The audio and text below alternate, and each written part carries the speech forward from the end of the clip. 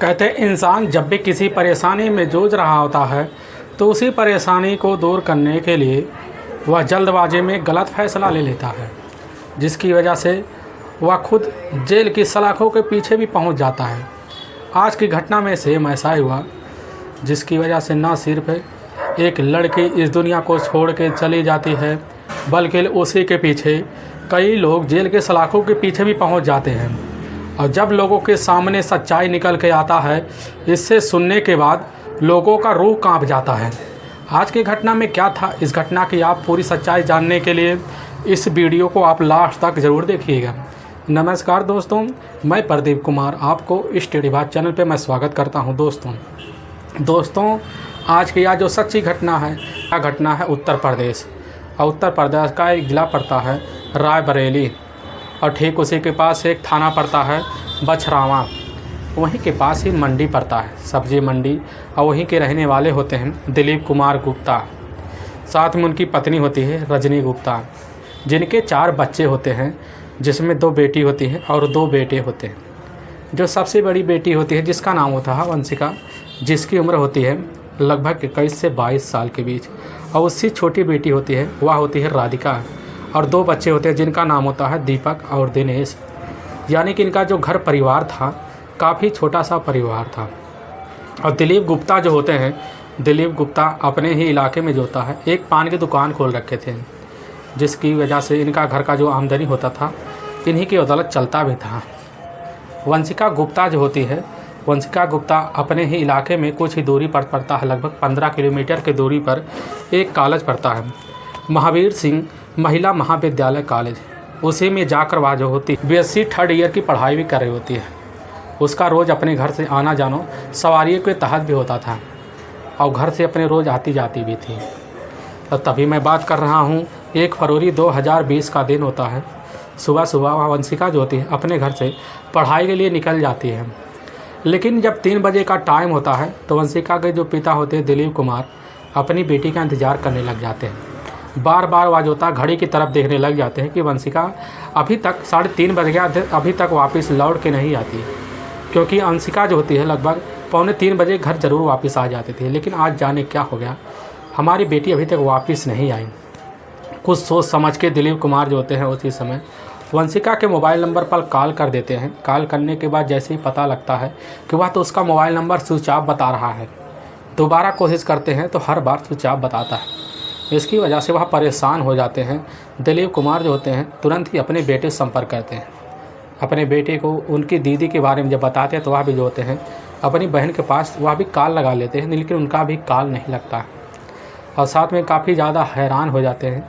हैरानी के चलते वह सोचते हैं कहीं जाकर किसी गांव में किसी के यहाँ रुक तो नहीं गई सहेली के पास। इसलिए दिलीप कुमार और साथ में उनके दोनों बेटे जाते हैं, गांव में तलाशी करते हैं, लेकिन कहीं पर वंशिका का अता पता नहीं चलता है। काफ़ी हैरान हो जाते हैं। और इसी बछरावा के ही कई उनकी सहेलियाँ भी होती है वंशिका की।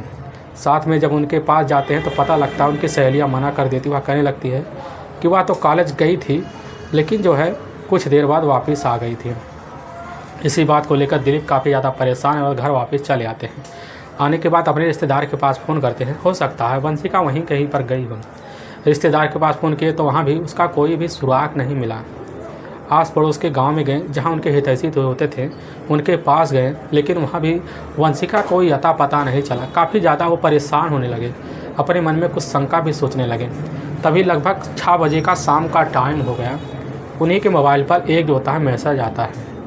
उसमें लिखा होता है कि अंकल जी, आपकी बेटी वंशिका का अपहरण हो गया है। और यह नंबर को देखते हैं काफ़ी घबरा से जाते हैं। जाने के बाद तुरंत ही उस नंबर पर कॉल कर देते हैं तो पता चलता मोबाइल नंबर जो होता है वह स्विच ऑफ बताने लगता है। अब इसकी खबर जो होती है जैसे दिलीप कुमार की जो पत्नी होती है रजनी को पता लगती है, तो रजनी तुरंत ही घबरा से जाती है। वहीं पर वह चीखने चिल्लाने लग जाती है। वह सोचने लग जाती है कि हमारी इतनी छोटी फैमिली है, हम इतने जो है खर्चे बर्चे वाले नहीं है, तो हमारी बेटी के साथ ऐसा अपहरण कौन सा कर सकता है। रजनी की घबराता देख जो होते हैं दिलीप कुमार भी अपने आप को संभाल नहीं पाते। वह भी काफ़ी सोच में पड़ जाते हैं। सोच में पड़ने की वजह से काफ़ी लोगों से पूछताछ करते हैं, लेकिन कहीं उनकी बेटी का अपहरण का पता नहीं चलता है। काफ़ी घबरा से जाते हैं। तभी 2 फरवरी 2020 का दिन होता है। उसी समय अपने नज़दीकी थाना बछरावा जाने की तैयारी भी कर रहे होते हैं। तभी उनकी जो नज़र होती है वह जाकर एक दुकान पे टिकती है। वहाँ दुकान पे खड़े हो जाते हैं तो वहाँ पर पेपर रखा होता है। दिलीप कुमार उस पेपर को पढ़ना शुरू कर देते हैं और जब पढ़ने लगते हैं तो उसमें जो होता है एक फ़ोटो छपा होता है। वह फ़ोटो जो होता है एक डेड बॉडी का होता है, पूरी तरह से अर्धजली लाश दिख रहा होता है और उसी के नीचे पता लिखा होता है रायबरेली के पास एक थाना पड़ता है, हरचंदपुर थाना, और ठीक उसी के पास एक इलाका पड़ता है धोरा गांव, और वहीं के पास एक ढाबा होता है और ढाबा के पीछे जो होता है वह डेड बॉडी मिला हुआ होता है। उम्र और कड़काठी लग रहा था कि वह जो होती है वह सेम टू सेम जो होता है वंशिका से मिल रहा होता है। दिलीप कुमार जैसे इस बात को सुनते हैं तुरंत ही वह उनके कानों पर विश्वास नहीं होता है। वह काफ़ी घबरा जाते हैं। उनको थोड़ा बहुत तो विश्वास हो गया था कि डेड बॉडी जो है हमारी बेटी वंशिका की है। इसी तुरंत घर भाग के आते हैं। घर भाग के आने के बाद अपनी पत्नी रजनी से सारी बात बताते हैं। रजनी से बताने के बाद उनके बेटे के पास खबर पहुंचती है। साथ में बेटे और रजनी साथ में जो होते हैं तुरंत ही परिवार सहित जो होते हैं हरचंदपुर पुलिस थाने में पहुंच जाते हैं। पहुंचने के बाद पुलिस के सामने वही न्यूज़पेपर दिखा देते हैं। तो वहाँ के जो थाना प्रभारी होते हैं और वह कोई और नहीं होते हैं, वह होते हैं अनिल कुमार सिंह। काफ़ी तेज़ तर्रार थाना प्रभारी थे। जैसे उनके सामने वो पेपर रखते हैं तो थाना प्रभारी उस पेपर को देखते हैं।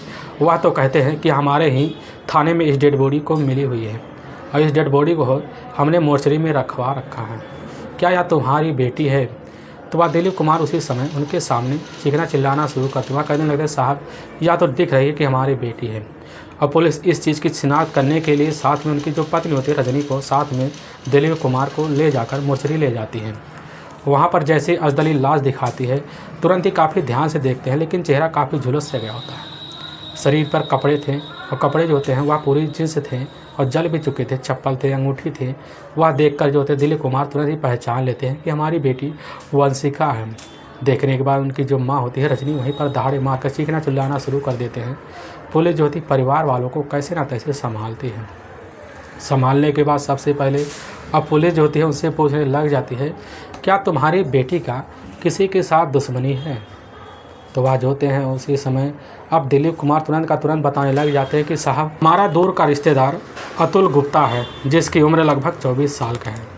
वह उत्तर प्रदेश के अमेठी ज़िले के पास एक थाना पड़ता है शिवरतनगंज थाना, और ठीक उसी के पास एक गांव पड़ता है अहरोवा भवानी, वहीं का रहने वाला होता है। और उसके जो पिता होते हैं वह होते हैं पारसनाथ जो होते हैं अपनी मार्केट में एक उनका खुद का कपड़े का दुकान है। और पुलिस जैसे ही उसे यानी कि अतुल गुप्ता को जानती है तुरंत ही उन्हीं के ही तहरीर पर अनिल कुमार गुप्ता की तहरीर पर नामजद हत्या का मुकदमा दर्ज कर लेती है। इधर जो होता है इस डेड बॉडी का पूरा पोस्टमार्टम करने के बाद डेड बॉडी का जो होता है दिलीप कुमार गुप्ता को सौंप दिया जाता है। सौंपने के बाद ले जाते हैं अच्छे से अपनी बेटी का दाह संस्कार कर देते हैं। और पुलिस इस केस की छानबीन करने के लिए सबसे पहले जब कड़ाई शुरू करती है और छानबीन शुरू कर देती है। और जैसे इस चीज़ की खबर जो होता है जैसे ही वह जो होती है वंशिका के अपने सहेली और वहाँ के स्कूल कॉलेजों को छात्रों को लगता है तो छात्र वाले जो होते हैं जितने आकर्षित हो जाते हैं, आकर्षित होने के बाद जो होते हैं वह पूरा आकर हाईवे जाम कर देते हैं, जिसकी वजह जाम होने के बाद गांव भी वहाँ पर पहुँच जाते हैं। सब लोग वहाँ पर लेट के धरना देना शुरू कर देते हैं। इस चीज़ की खबर जो होती है जैसे वहाँ के एसओ द्वारा जो होता है वहाँ के जो होते हैं मेन विधायक होते हैं वह जो होते हैं भाजपा के, उनके कानों में खबर पहुँचते तुरंत ही अपने दल बल की टीम के साथ वह वहाँ पर पहुँच जाते हैं। पहुँचने के बाद जो होते हैं उन लोगों को शांत करवाते हैं। शांत करवाने के बाद उन लोगों से बोलते हैं ठीक है हम इस लड़की को 5 लाख रुपए की जो है मदद के तरफ धनराशि देंगे, और वहाँ लोगों को समझा बुझाकर वापस भेज देते हैं। लेकिन इस केस में जो होता है विधायक के हाथ होने की वजह से पुलिस जो होती है वहाँ के थाना प्रभारी काफ़ी संज्ञान से लेते हैं। अब इस केस को काफ़ी संज्ञान से लेने के बाद काफ़ी कड़ाई से भी तहकीकात करना शुरू कर देते हैं। और जब करने लगते हैं तो इस टीम में जो होता है लगभग 3 टीमों का गठन करते हैं और काफ़ी लोग होते हैं शामिल। इस केस की छानबीन करना शुरू कर देते हैं। जब करने लगते हैं थाना प्रभारी की जो नज़र होती है जाकर सबसे पहले उस घटनास्थल पर पहुँचती है जहाँ पर यह डेड बॉडी मिला हुआ था। थाना प्रभारी और साथ में चस्सो भी जाते हैं, वहाँ पर जाते उस चीज़ का निगरानी करते हैं। तभी उनके दिमाग में एक चीज़ यहाँ बैठ जाता है क्यों ना यहाँ पर देखा जाए इस रात जहाँ पर मिला डेड बॉडी उस रात का पूरा यहाँ का लोकेशन निकाला जाए।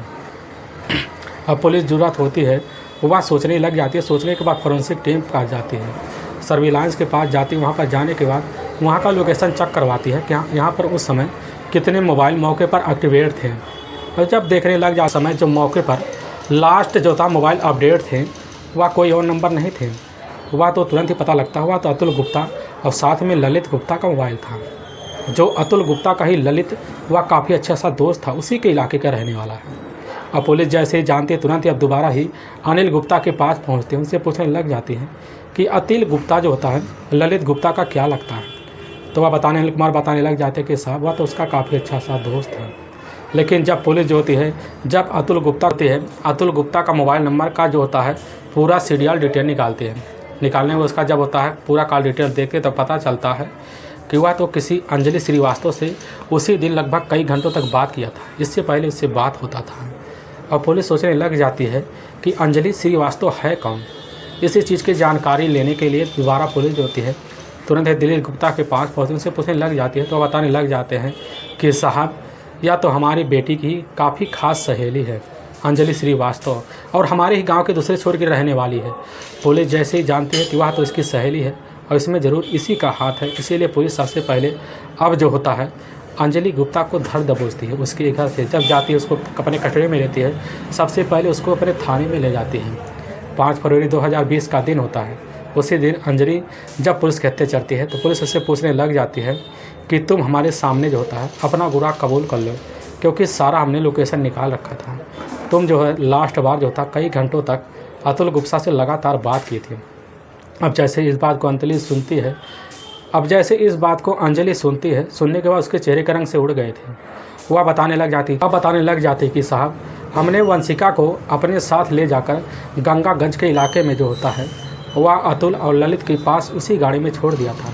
इसके बाद हमें नहीं पता कि उन दोनों ने क्या किया है वंशिका के साथ। अब जैसे पुलिस इस बात को सुनती है तो उनका पूरा विश्वास हो गया था कि ललित और अतुल का पूरी तरह से इसमें हाथ है, इसीलिए पुलिस जाती है उन दोनों को भी कहीं ना किसी तरह से अपने कस्टडी में लेती है। और जब कस्टडी में लेती है तो उन दोनों को थाने ले आती है। और जैसे वो दोनों जो होते हैं, जैसे ही अब अंजलि श्रीवास्तव को देखते हैं तो उनके चेहरे के जो रंग होते हैं पूरी तरह से उड़ सा गए होते हैं। और पुलिस उनसे बोलने लगती है कि अंजलि ने अपना सारा गुनाह जो था कबूल कर लिया था, अब तुम बड़े आराम से अपना जो होता है जुल्म कबूल कर लो। और जैसे इस बात को दोनों सुनते हैं तुरंत ही अपना जुल्म वह दोनों भी कबूल कर लेते हैं। लेकिन पुलिस के सामने जो सच्चाई बताते हैं, इससे सुनने के बाद पुलिस का जो दिल होता है वह पूरी तरह से दहल सा जाता है। वंशिका जो होती है, वंशिका अपने माता पिता की सबसे जो होती है एक प्यारी बेटी होती है, क्योंकि वंशिका जो होती है जब हाई स्कूल में थी पढ़ने में काफ़ी टॉपर भी थी, काफ़ी अच्छे नंबरों से पास भी हुई थी। वंशिका जब पास कर ली थी उसके जो माता पिता होते हैं उसके ऊपर काफ़ी ज़्यादा मेहरबान हो गए थे, इसकी वजह से उसकी पढ़ाई करवाने के लिए काफ़ी मेहनत भी करते हैं। वंशिका जो होती है अपने ही कुछ इलाके में जाकर कुछ ही दूरी पर पढ़ता है एक कॉलेज, उसी में जाके दाखिला ले लेती है।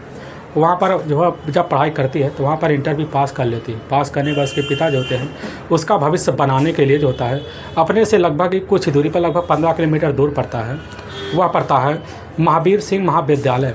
उसी में जाकर अपनी बेटी का जो होता है BSc फर्स्ट ईयर में दाखिला भी करवा देते हैं।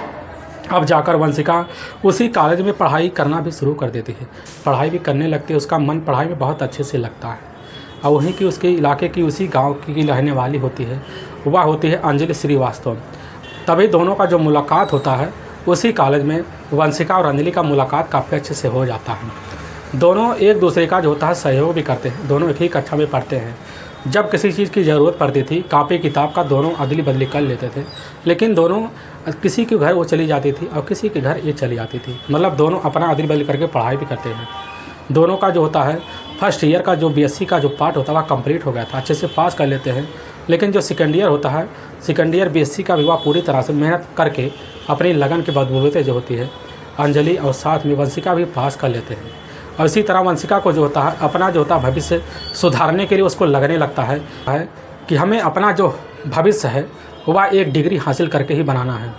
इसीलिए वह कुछ ना कुछ प्लान बनाती है, उसी प्लान के तहत जो होती है। जब वंशिका जो होती है, वंशिका जब BSc के थर्ड ईयर की पढ़ाई कर रही थी उसी समय अपना कॉलेज छोड़ देती है। कॉलेज छोड़ने के बाद अपने घर से ही पढ़ाई करना भी शुरू करती है, ट्यूशन भी करती है। लेकिन अपनी पढ़ाई की जो जिम्मेदारी होता है उसका खर्चा झेलने के लिए वंशिका की बस की बात नहीं थी, इसीलिए वंशिका कुछ बच्चों को पढ़ाने के लिए उनको ट्यूशन पे लेती है, उनके साथ अब पढ़ाना भी शुरू कर देती है। लेकिन कभी कभी कॉलेज जाया भी करती थी। तभी होता है वंशिका के रिश्तेदार होते हैं वह और वह भवानी के ही रहने वाले होते हैं, उनके यहाँ जो होता शादी पड़ी होती है। वंशिका वहाँ शादी के फंक्शन में गई हुई थी। वंशिका वहाँ पर जो बैठकर अपनी कुछ नाश्ता पानी कर रही होती, तभी वहाँ पर एक व्यक्ति खड़ा होता। वह व्यक्ति कोई और नहीं होता है, वह व्यक्ति होता है अतुल गुप्ता। अतुल गुप्ता जैसे ही वहाँ पर वंशिका को देखता है तो उसको देखते ही एक ही नज़र में दीवाना हो जाता है और उससे आकर बातें करने की भी कोशिश करता है, बातें भी करना शुरू कर देता है।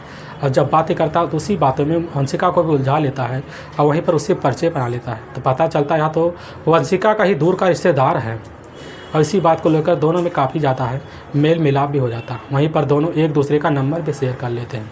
शेयर करने के बाद वंशिका अपने घर चली आती है, लेकिन वंशिका उसके मन की बातों को, उसके चेहरे के भाव को नहीं भाप पाई थी और दोनों जो होते हैं उसी समय उसी दिन से बात भी मोबाइल पर करना शुरू कर देते हैं। बातें करते कि उनका जो होता लगभग 1 महीने का वक्त गुजर जाता है। इसी बातों में जो होता है अतुल गुप्ता वह जो होता है वंशिका का काफ़ी दीवाना हो चुका होता है, क्योंकि देखने में वंशिका काफ़ी खूबसूरत भी थी। जिस तरह खूबसूरत अगर उसको एक बार कोई देख लेता तो एक नज़र में उसका दीवाना होना जो होता है काफ़ी एक स्वभाव बन जाता है। अब जो होता है अतुल गुप्ता अपनी जो होता प्यार इजहार करने के लिए काफ़ी कोशिश भी करता था और जब अंजलि जो अपने कॉलेज जाने लगती थी तो उसी का पीछा देखकर अतुल भी पीछे पड़ जाता, उसके कॉलेज में चला जाता था और जब रास्ते में जाता था उसको अपनी बाइक में बैठाकर उसको स्कूल छोड़ देता था। इसी बीच उसको छोड़ने के बाद उनसे मुलाकात बढ़ गई और इसी तरह इन दोनों के बीच जो होता है एक दिन बारिश हो रहा था। बारिश के वक्त पेड़ के नीचे खड़े हुए थे। अतुल गुप्ता जो होता है वंशिका को अपने पास पकड़ लेता, वहीं पर उससे तुरंत ही प्यार का इजहार कर लेता है। वंशिका जो होता कहने लग जाती है, देखो हम इस किस्म की लड़की नहीं है, अगर हमारे साथ रिश्ता बनाए हो तो हमारी ज़िंदगी भी निभाना। अतुल भी कह देता हम तुमसे शादी करना चाहते हैं, हम अपने दिल की रानी तुम्हें मान चुके हैं। वंशिका भी कह देती कि हम भी तुम्हें अपना पति हम मान चुके हैं। दोनों का वहीं प्रेम प्रसंग चढ़ जाता है। प्रेम प्रसंग के बाद जो होता है दोनों का प्यार का इजहार भी कर लेते हैं। वक्त बीतने लगता है, प्यार परवान चढ़ने लगता है। एक दूसरे के साथ जो होता है कॉलेज के बहाने जो होता है वंशिका घूमने के लिए निकल जाती है। कभी होटल भी जाती थी, कभी कहीं पर जाती थी। दोनों ढाबे पर जाकर खाना खाते, वहीं पर रूम स्पेंड भी करते थे। अब इस तरह का प्यार का परवान चढ़ने लगा कि इसकी जो खबर होती है गांव वालों को पता चल गया, तो इसकी खबर चलते ही वह वंशिका के जो पिता होते हैं अनिल गुप्ता को भी चल गया। जब अनिल गुप्ता को पता चलता तो अनिल गुप्ता ने अपनी बेटी वंशिका को जब बुलाकर पूछा तो वंशिका में तुरंत हामी भर लिया। वह अपनी बेटी को समझाने लगे, देखो वह जो होता है अतुल गुप्ता अच्छा लड़का नहीं है, वह लड़का जात का, वह कुछ भी कर सकता है। लेकिन अंजलि अपनी बात पे अड़ जाती, वह कहती है कि हम दोनों ने शादी का वादा भी कर लिया है। उसके पिता कहते हैं ठीक है, हम तो पान के दुकान लगाने वाले हैं, लेकिन उसके पिता जो होते कपड़े व्यापारी वाले हैं, काफ़ी बड़े हैसियत वाले हैं, क्या हमारे स्त्री को मंजूर करेंगे? तुरंत थामी भी भर लेती, वह भी तैयार हो जाती है।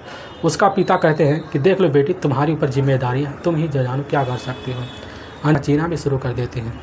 तभी इसकी जो खबर होती है वह जाकर पारसनाथ को लग जाता है और जब पारसनाथ को लग जाता है तो अपने बेटी को बुला कर वह पूछते हैं क्या तुम्हारी जो होती है दिलीप कुमार की बेटी के साथ रिश्ता है? तो वह तुरंत ही अब जो होता है अतुल गुप्ता हामी भर लेता है। वह तुरंत ही जो होते हैं पारसनाथ मना कर देते हैं, हम तुम्हारी उस लड़की से शादी नहीं करवाएंगे, हमने तुम्हारे लिए कहीं अच्छा सा रिश्ता देख रखा है। अपने बेटे को जैसे ही समझाते हैं तो वह जो होता है अतुल मान जाता है, अपने पिता की बात की कदर कर लेता है। वह तुरंत ही ठान लेता है कि आज के बाद हम जो है वह जो होता है वंशिका से बात नहीं करेंगे। और उसी दिन से जब वंशिका उस मोबाइल पर कॉल कर देती तो वह कॉल जो होता किसी न किसी बहाने काट भी देता था। वंशिका समझ नहीं पाती थी, लेकिन इसी बीच जो होता है अतुल गुप्ता का भी शादी तय हो गया होता है। उसके पिता जो होते हैं 25 फरवरी 2020 का भी दिन रख चुके होते हैं। तभी जो होता है वंशिका का जैसे ही कानों में यह खबर पहुँचता है, सितंबर 2019 का वह साल होता है जिस वक्त वंशिका को इस बात को पता चलता है। जैसे इस बात को सुनती है वंशिका काफ़ी धन्ना से जाती है। तुरंत का जो मौका निकाल कर वंशिका जो होती है अतुल के पास पहुँचती, उससे जब बात पूछने लगता है अनु तुरंत हामी भर लेता है। वह कहने लगता है देखो हमारे पिता की खुशी जहाँ पर हम वहीं पर शादी करेंगे। और इसी बात को लेकर दोनों में बहस हो जाता है। वंशिका कहती है कि तुमने हमारे साथ बहुत अच्छा सा रिश्ता रखा है और वादा किए थे कि तुम अपनी पत्नी बनाओगे, लेकिन वह जो होता है अतुल मना कर देता कि हम अब तुम्हें अपने दिल की रानी नहीं बना सकते। इसी बात को लेकर वह जो होती है अपने दिन काफ़ी ख़राब गुजारना भी शुरू कर देती है। वक्त गुजरने लगता है, तभी जनवरी 2020 का वह वक्त आता है जिस वक्त जो होती है वंशिका कभी न कभी उससे मिलने के लिए कॉलेज के बाहर जाती है। तो पता लगता है कि वह जो होती अतुल नहीं आता, लेकिन अतुल जैसे एक दिन आया था तो उससे वहीं पर बहस कर ली थी। वहीं पर इतने झगड़े तकरार हो गए थे, दोनों में जो होता है हाथापाई हो गया था। इसी वजह से वंशिका के घर परिवारों को जब खबर लगा तो इसके बाद जाकर वह जैसे ही वह पारसनाथ के पास पहुँचे, पारसनाथ जो होते हाथ जोड़कर दिलीप कुमार से माफ़ी मांग लिए थे अब इस बात को जो होता है अतुल गुप्ता होते हुए सब देख रहा होता है। उसी समय अपने मन में ठान लेता है कि इसी लड़की की वजह से हमारे पिता ने किसी के सामने सर झुकाया। अब जिस वजह से जो होता है अतुल गुप्ता काफ़ी खतरनाक फैसला ले लेता है। उसी समय अतुल गुप्ता जो होता है अपने ही चचेरे भाई होता है ललित गुप्ता को जाकर यह सारी बात बता, तो उससे कहता है कि हमें अपने ही रास्ते से वंशिका गुप्ता को हटाना पड़ेगा, इसके लिए चाहे जो हो जाए, क्योंकि हमारे शादी के अड़ंगा डालने के लिए वंशिका कभी ना कभी खड़ी हो जाती है। इसीलिए जैसे ललित सुनता तुरंत ही इस काम को करने के लिए तैयार हो जाता है। लेकिन वह सोचते हैं कि इस काम को करने के लिए हमें किसी ऐसे सातिर व्यक्ति की ज़रूरत है जो हमारे काम को काफ़ी आसान बना सके। अब गुप्ता को यह बात पता था कि उसकी एक सहेली है, वह होती है अंजलि श्रीवास्तव। अंजलि श्रीवास्तव को जैसे जानता है तो वह जो होता है अतुल गुप्ता जाता है, अंजलि श्रीवास्तव से मिलता है, उसको काफ़ी सारे पैसे का प्रलोभन देता है। अंजलि जो होती है तुरंत ही मान जाती है, उस वक्त काम को अंजाम देने के लिए तैयार हो जाती है। तभी 1 फरवरी 2020 का दिन होता है। अब जो होती है वंशिका जैसे सुबह अपने कॉलेज गई थी, लगभग 11 से 12 बजे का बीच का वह वक्त होता है, जिस वक्त जो होती है वह अंजलि वंशिका को काफ़ी बहला फुसला कर स्कूल से निकल चुकी होती है। और जब स्कूल से निकल चुकी होती है तो उसी समय उसको तुरंत ले जाती है गंगागंज के इलाके में। वहाँ एक ढाबा होता है, उसी ढाबे पर जो होता है अतुल और साथ में ललित बैठे होते समोसा खा रहे होते हैं। और वह कहने लगे तुमसे शादी इसी वक्त करना चाहते हैं या कुछ ना कुछ हमसे मजाक कर रहा है। लेकिन बस उससे रिश्ता रखने से मतलब था, शादी करने से वह कुछ नहीं सोच पाई। अब अतुल जो है उसी कार में बैठा लेता है और साथ में उसी कार में जो होता है ललित, और साथ में पीछे जो होती है वह होती है अंजलि भी बैठ जाती है। अंजलि को आगे बैठाकर कार पे ले जाते हैं, लेकिन अंजलि को रास्ते में उतार देते हैं। अब गाड़ी में जो होता बचता है वह सिर्फ होता है ललित और अतुल, दोनों आगे ले जाते हैं। जैसे गंगागंज का इलाका पार करते हैं, पार करने के बाद कुछ दूर पर पड़ते हैं और पहुंचते हैं तो वहाँ पर सुनसान जगह देते हैं। लगभग 8 बजे का रात का टाइम हो जाता है। उसी समय जो होता है ललित अपने जेब से कुछ ऐसे नशीला पदार्थ निकालने के बाद उसको सुंघा देता है, जिसकी वजह से वह जो होती है वंशिका वहीं पर बेहोश हो जाती है। तुरंत ही वह ललित और साथ में दोनों मिलकर उसके हाथ पांव वहीं पर बांध देते हैं। हाथ पांव बांधने के बाद गाड़ी अपने गांव से लगभग 3 किलोमीटर की दूरी पर एक इलाका पड़ता है शेर गांव, और उसी के पास जो होता है गोपाल ढाबा पड़ता है। गोपाल ढाबे के पास देखते हैं ढाबा बंद हो चुका होता है, तो उसी के पीछे ले जाते हैं। वह ढाबा के पीछे ले जाने के बाद वंशिका को जो होता है वहीं पर लिटा देते हैं। इसके बाद अपने कार से जो ललित होता है जाकर एक 5 लीटर का केरोसिन डब्बा ले आता है। डब्बा ले आने के बाद वंशिका के पूरे सर पर पूरी छिड़क देता है।